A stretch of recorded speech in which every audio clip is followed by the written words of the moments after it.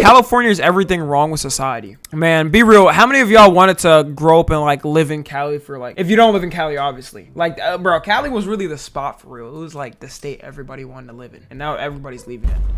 Actually, I don't even want to say. Actually, no, I can't say that. Me, no. I don't know, brother. Always, it's like the Hollywood depiction. You know, you always saw Cali. It's like just always sunny, palm trees or whatever. It's like L.A., Hollywood is there or whatever. You get to meet all the famous actors or whatever and everybody. And now all you see it as is just like a looting, robbery in certain places, like just homelessness everywhere.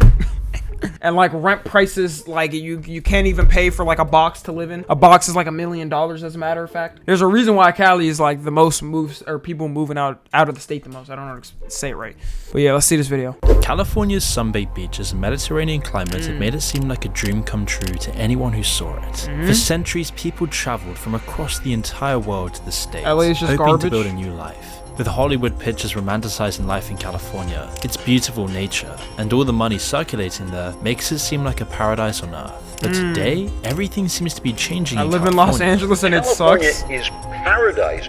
You have to work really, really hard to ruin paradise. But we did it once, and they're doing it again in California. They did it in the Garden of Eden. Yeah, I don't know how did they even fumble it? Like, bro, Cali basically had everything, and it used to be cheap to live there. I'm pretty sure a while ago. That's why all of Hollywood is there, because it was cheap and for land, and then they just bought land and made movies. This is like a generational fumble.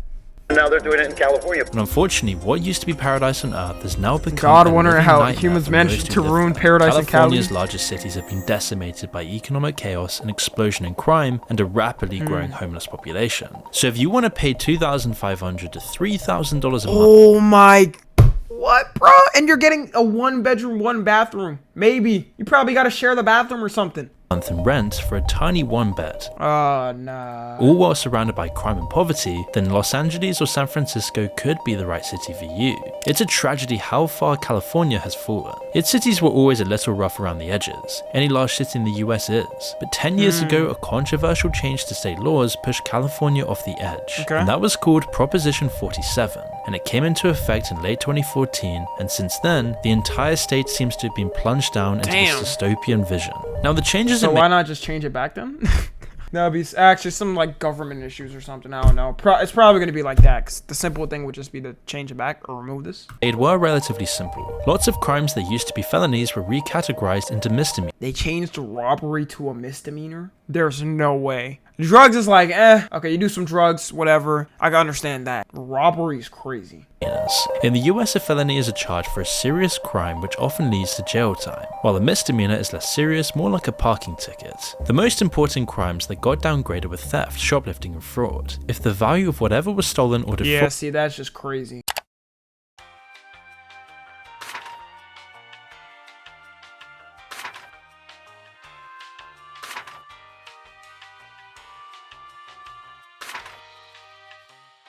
This is like the two things you never want to change. You steal something in society, you do something clear that you're not supposed to. You're stealing somebody's property. That should be imprisonment immediately. If it's like a high amount or whatever. was under $950, then the most they're gonna make murder a small charge. I wouldn't be surprised. It also decriminalized the use and possession of hard drugs. If you got caught with any amount worth under the $950 cutoff, then it was barely worth it for the police to even take notice. It might seem obvious now how bad of an idea this was, but there was a vision behind it. The lawmakers who pushed it through said it was designed to ease the pressure of police by changing the— Is that Kamala Harris?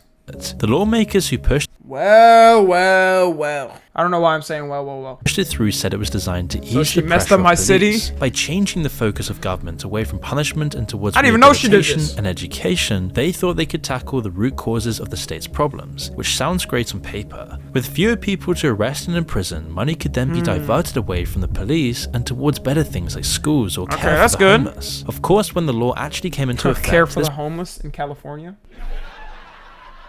Funny joke, bro. Funny that it's crazy how they did the exact opposite in Cali. Like that did not help at all. It made it way worse.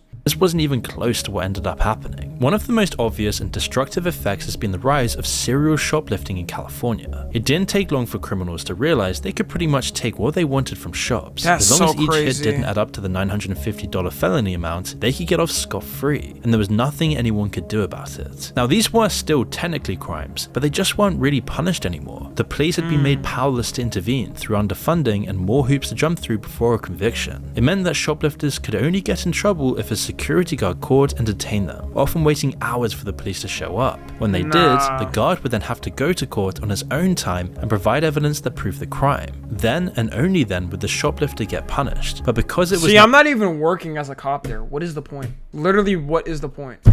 a misdemeanor, it usually just resulted in a fine of around $1,000. It's hard to say how many of these fines themselves were even enforced. The homeless people who committed the offences are hard to track down, and then you'd have to somehow get the money from them, which is pretty hard considering they'd almost certainly spent it already. This is what caused those infamous videos of people shamelessly looting stores in broad daylight, while powerless customers and shopkeepers watched helplessly. And it's made it so that California is now the top state in the country for retail theft, even despite the fact that most shoplifting goes unreported. It's mainly because there really isn't any point in even making the phone call anymore. Small businesses have been hit the hardest by this. They've tried to come up with ways to stop it, of course. Most shops in places like San Francisco, I bet they probably lock up the goddamn toothpicks there. Holy San shit. Diego now keep Hire most more of their police. products behind protective glass, but even treating all customers So don't people just break it? Like, they'll just break it. like criminals hasn't really worked. 75% of small businesses lose between $500 to $2,500 in products every single month because of this epidemic of theft. There have been casualties across the state, but one example comes from Clement Street, a road in San Francisco that used to support tons of shops and small businesses. Unfortunately, they've been dealing with multiple break-ins and thefts as well as shoplifting, which are pushing them further towards bankruptcy. In an interview with local TV news, So bro, the people there aren't even stealing from like the big stores or anything. You're gonna steal from the little guys, man? Come on, not even like a Walmart or Target or something. Business owners told reporters that, quote, "We just want to do our business peacefully and we want to feel safe when we're doing it, because running the business is already hard and we don't need something like this to add on top of it." Not gonna ask. It brings us to another issue that comes from Proposition 47, a steep rise in more organized smash and grab heists. Gangs of criminals will often target entire high streets in one night, breaking into the shops one by Louis Vuitton store? Nah, why is there a Louis Vuitton store in San Francisco in the first place? Learning about these break-ins, they should have immediately just moved. streets in one night, breaking into the shops one by one and taking whatever valuables they can find. It can only add to the massive pressure being felt by small businesses across California. Lots of them have been pushed to their breaking points or forced to close down. Cafe International, which has survived for 35 years in San Francisco, was forced to temporarily close in 2021 to deal with the damages. In a social media post, the owner blamed it on the massive rise in shoplifting and petty crime, as well as multiple break-ins. And thankfully it did manage to survive despite the continued assaults. But other businesses haven't been so lucky. Large retail chains like Target and Nordstrom have had to close a bunch of their stores in LA and San Francisco because of this. It's this atmosphere of fear. Target would definitely be the prime hit or whatever, because it's a big company, people don't care, they have no emotional connection to it. I'm surprised they didn't close it sooner. An apathy from the government that led California down this sorry road. The majority of the crimes have come from a small group of repeat offenders, but police have been prevented from actually cracking down on them. The proposition is now widely condemned by California's people, the majority supporting harsher punishments because of this spree of crime. The question still remains, where did all of the money go? If proposition... Be real, do y'all think San Francisco has a chance for recovery? The only way they're recovering is if, they change the law, and that's literally it. That's the only way. They just need to change the law, and then after that, let people get arrested. That's it. 47 was meant to free up resources. But like at this point, bro, I feel like it just has this image now. Like, it used to have a nice image. Nowadays, bro, the image is so bad. I don't know. It's kind of like Disney now. How they just keep releasing flops. Like, it basically looks unfixable, but anything can get fixed, I feel like. To solve these problems, what did that end up looking like? Part of the plan was to put more money into California's homeless problem, which was only getting worse in 2014 when it passed. Looking at the state of things now, though, it clearly hasn't worked. Yeah, I think that's over the only a quarter of the homeless population in the entire US live in California. God There's damn! around 180,000 of them, and that's only counting the people we know about. Between 2007 and 2022, the number of homeless went up by over 30%. And just the year after that, it went up by another 5.7%. But why is it getting so much worse in California compared to other states? Homelessness and substance abuse go hand in hand. You can't understand one without factoring in the other. On the one hand, using hard drugs like amphetamines or opiates often can very easily lead people towards homelessness. It's the final stop in a tragic journey, the very bottom of the pit. A lot of the time though, it works the other way. People become homeless because of other reasons, then they start using as a coping mechanism. It doesn't matter how it starts though, frequent use and addiction. See, you just look dumb though. Like, how do you get to the point where you're taking a drug like this where you got your back arched over, dude? Like, you can't just like smoke weed or something. Actually, you probably can't afford it or something. I don't know. Damn. Keeps people on the streets. It traps them in a cycle of using up everything they have to make sure they can get the next dose. By pretty much decriminalizing both drug possession and theft, while drug legalization is a good thing towards liberty, and it generally makes a lot of sense, Proposition 47 almost makes it so that open drug use on the streets is now normalized. And I know that was crack smoke too coming out that. Nah, that'd be the most. Bro, I remember one time I was in a DC subway, some dude was smoking something, bro. I knew it was not normal. Like, I knew I just inhaled the most toxic fumes ever that you're not supposed to take. Makes it that much easier for people to get trapped in the spiral. First, there's shoplifting and petty theft, which we've already talked about. Now that it isn't really punished, addicts always have a way to make enough money to get their next hit. With drug possession effectively decriminalized as well, there really isn't any need to hide it anymore. The cops don't have the time, the resources, or the permission to deal with it. Bro, at this point, they might as well just give the citizens guns. Or the homeless people. Like, they're allowing everything that's bad. They might as well just do that. People buy, sell, and use drugs in public. Far from trying to stop this, Proposition 47 has actively encouraged it. A large part of the money that is freed up went towards harm reduction for addicts, and they're generally well-intentioned programs. Giving addicts access to free healthcare can only be a benefit, but they also offer other services, like giving people access to clean needles, and even in San Francisco, apparently alcohol. Now, if they're using clean and sterile equipment, then addicts are less likely to get bloodborne diseases, which is a good thing, and it might have helped if that were the only dangers of drug use. But the kinds of opiates that we see today on the street. Damn, it's kind of a double-edged sword because they have to give it to them so they don't get, like, I don't know, AIDS or something from a needle, but, like, they're still using drugs. So, like, wouldn't it be better to just take them and, like, rehab them? Streets are so potent and harmful, it doesn't really matter. They'll often just kill people far quicker than the disease ever could. But it's also meant that any addict has everything they need to keep using, all completely for free. They have everything they need, and the police aren't putting them into mandatory rehab programs either like they used to. And the results have been tragic to say the least. In the years after Proposition 47 was introduced, overdose deaths exploded in San Francisco, rising from around 100 a year to over 500. There are other factors at play here, like the increased potency of the drugs themselves, but it's undeniable that Proposition 47 hasn't played a major role. In New York, for example, overdose deaths have increased. Have they ever questioned where the drugs is coming from? Like, it's not just like Mexico, right? Like, cause where the did fentanyl literally just appeared, bro? I'm not gonna lie. Fentanyl just appeared as a drug. Like, it's coming from all. It's crazy how like all the drug dealers from around the world are literally like they know Americans are gonna buy their shit, so like they'll ship it in some type of way. But only by around half the rate. We just haven't seen the same spike in other cities across the country. The last nail in the coffin is the ratio of homeless people that aren't living in some kind of shelter. Around 70% of California's homeless population live outside of shelters, far more than any other parts of the country. First, there's the problem of who they let in. Lots of the money that went towards shelters really aren't suitable for most homeless people. They often have strict rules banning drug use and pets, which already blocks a massive part of the homeless population. I mean, that makes sense. Well, what are they supposed to do? Allow them to take drugs in the room and die? Using them. California's near-perfect climate actually makes things worse in this case as well. In New York, around only 5% of the homeless population actually sleeps on the streets. For a large part of the year, it's just too cold to survive outside with just a sleeping bag or a tent. But that's not true in places like Los Angeles. Then there's the fact that addicts have most of their needs provided for anyway, and the police really don't interfere. So why not set up your tent on the main high street? The result of all of this has been tent cities and open-air drug markets. I remember when I was in LA and I literally saw like we passed the street of tents. Bro, it was so crazy. That's why I live in the best state, in my opinion, Texas. We see on the streets of California today. No, here definitely, bro. I did notice an uptick when I moved here. Definitely uptick of cops, people, whatever. Like, they do not play with any shit at all. Like, basically nothing. Like, bro, they give like people speeding. It's low-key kind of annoying though, cause yeah, they stay giving people speeding tickets out here. That's what I've noticed. Even if you barely drive. Far worse places to live in. In their estimation, 85 to 90% of I mean, I'd rather that than deal Cali. with the homeless in some fashion. most of these crimes are committed by mentally ill or drugged up homeless people rather than some group of organized criminals, which is something you see a lot in LAPD jurisdiction. Even though there are plenty of facilities aimed at helping these people, the harsh reality is that most transients are either suffering from severe mental illness or drug use. They then went on to say that it's not an easy fix, and ultimately it needs to be handled on a much bigger level if we're ever going to see any progress. Take the Hollywood Walk of Fame. It used to be one of the biggest tourism landmarks in the state. Now, most people avoid it. It's known as being a dangerous area, especially according to locals who already know. Bro, I always wanted to visit there or whatever, and then I heard it was just like overran by homeless people, you get attacked or whatever. I'm like, damn, kind of sucks. What's going on there? I'm living somewhere where I don't feel safe taking my mom for a walk. I don't feel safe sending my nieces to the store if they came to visit me. The homeless encampments nearby make it a hostile environment. Even the smell is apparently awful.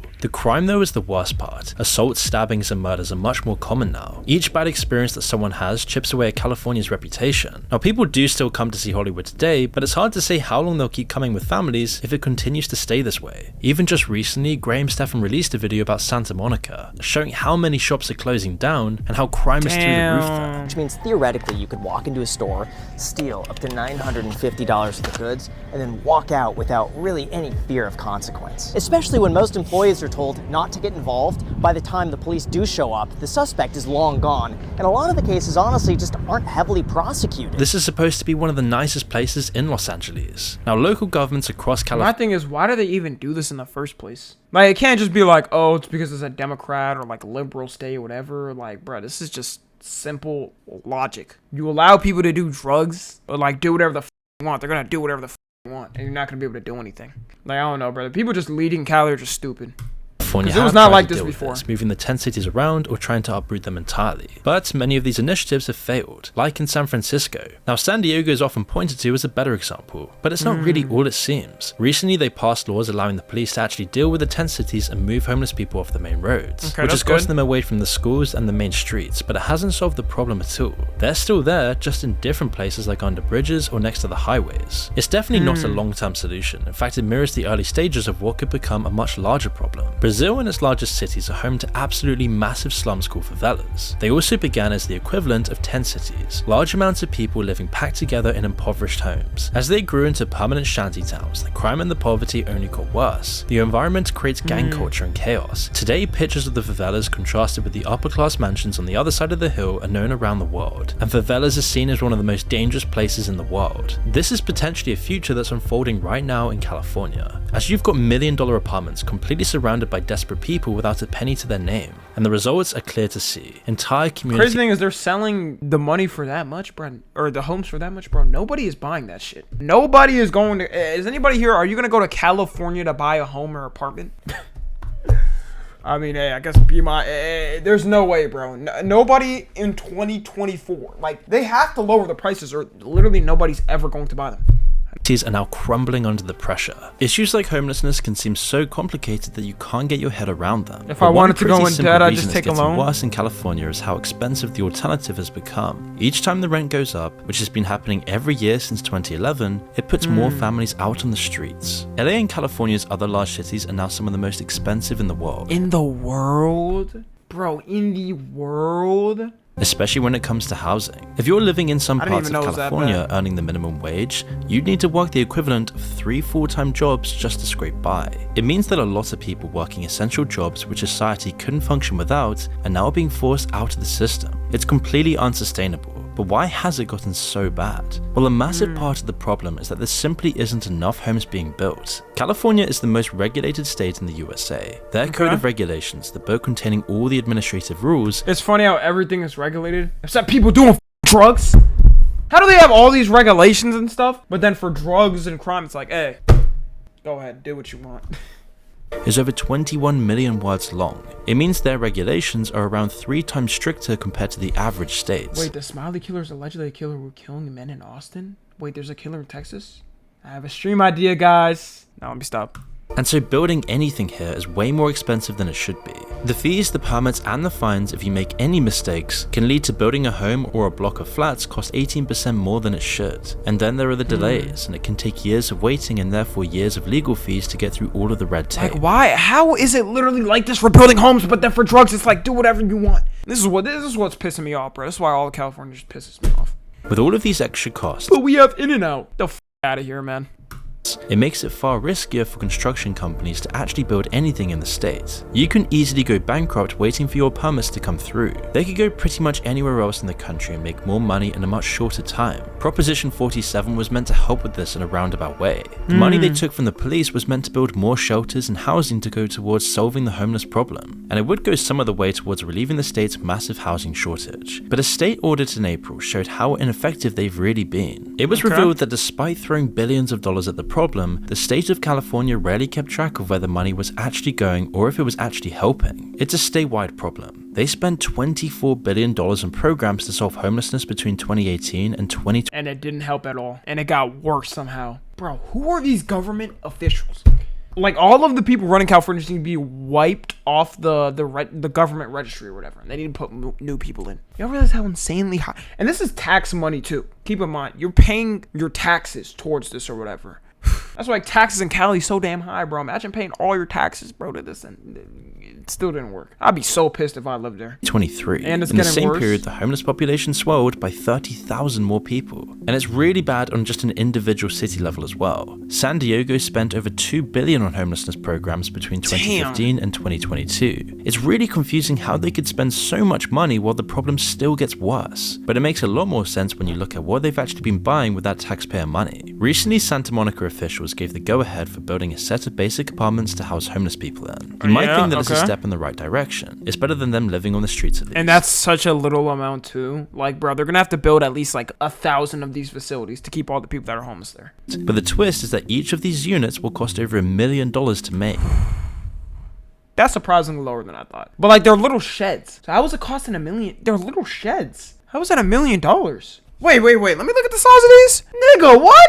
Bro, I can get one of these sheds for like $800 at Home Depot. Them living on the streets at least. But the Skid Row twist house. is that each of these units will cost over $1 million to make. An insane amount for basic homes, especially considering the city already owned the land itself. Contracts like these are probably the only reason I want to see the any inside of construction it. company stays in California. Was that the It inside? all I want to see stinks the of inside. corruption. Like a better Billions one. of dollars have disappeared. The state doesn't even write down where it all went. And they've been putting scams like this for years. What if they were like, F it, we're legalizing Galaxy gas for y'all too.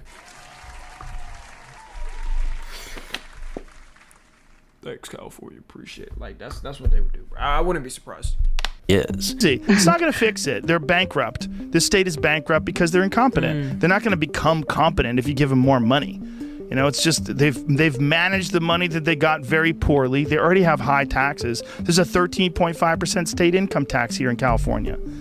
Yo, wait. What is the federal tax? Because I know this because I pay taxes or whatever. I have to. Federal tax rate. Bro, the federal tax is already, like, depending on your income, between 10 to 37%.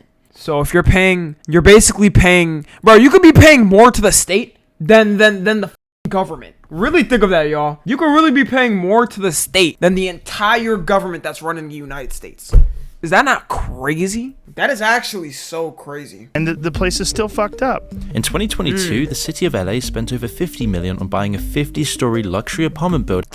That's 50 million. Oh, hell no. Oh, hell no, bro. Dude, it looks like, bro, I could get my 8-year-old nephew to build that on Minecraft in about an hour, man. To move homeless people into. It already seems like an awful decision to begin with, but over 2 years 50 later, mil's and they insane. still haven't filled even a single one of those apartments. What? There's no way the best solution How? for homelessness was to buy luxury apartments at crazy prices and then Bro, what? Those look better than, like, apartments now. What? That's the apartments they get?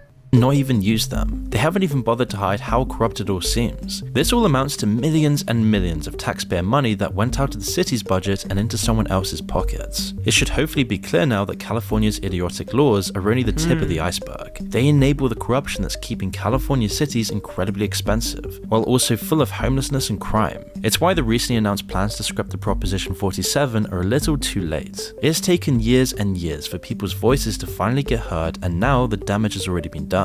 Even now though, we're Did they just lock coffee? years for people's voices to finally get heard, and now Bro, they locked coffee. It can't be this bad. It can't be this bad.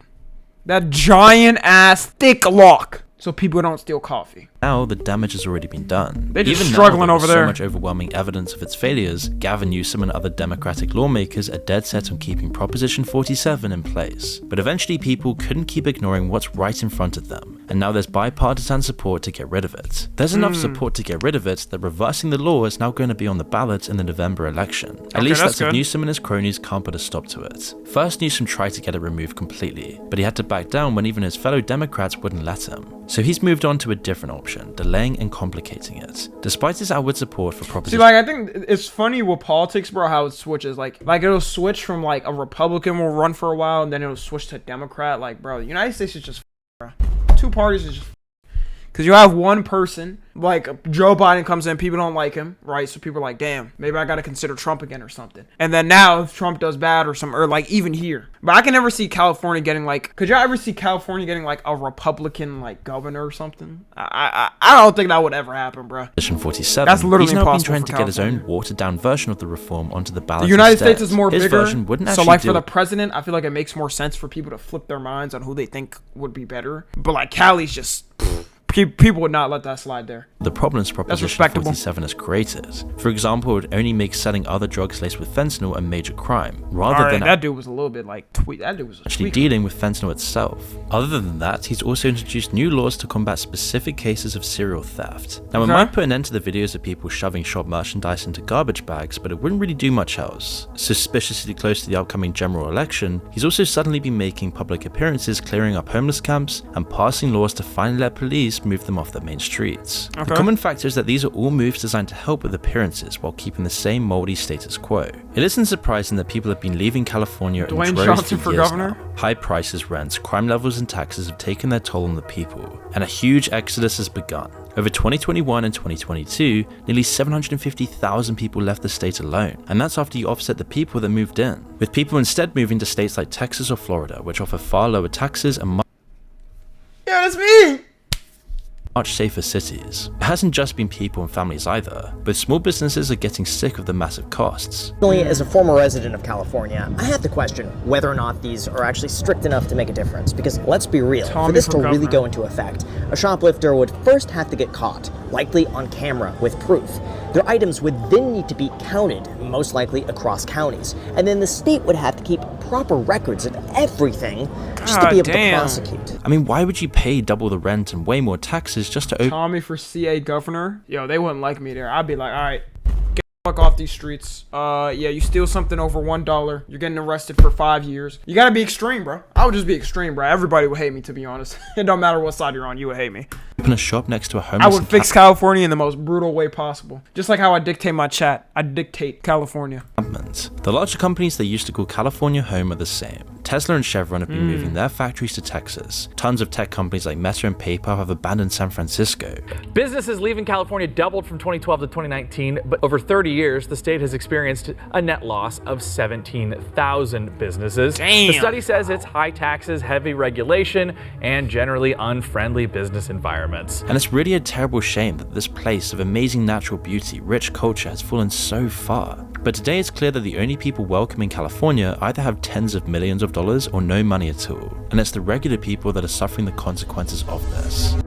Nah, that was a good video. I'm really thinking, bro, you're a regular person. You're just, in LA especially, you're just working a job or whatever. You work especially if you work a fast food job there. You're literally just struggling. Yeah, that's about that. Yeah, if you're watching the 2, make sure to join the Discord, watch the streams. Subscribe to Tommy and FG.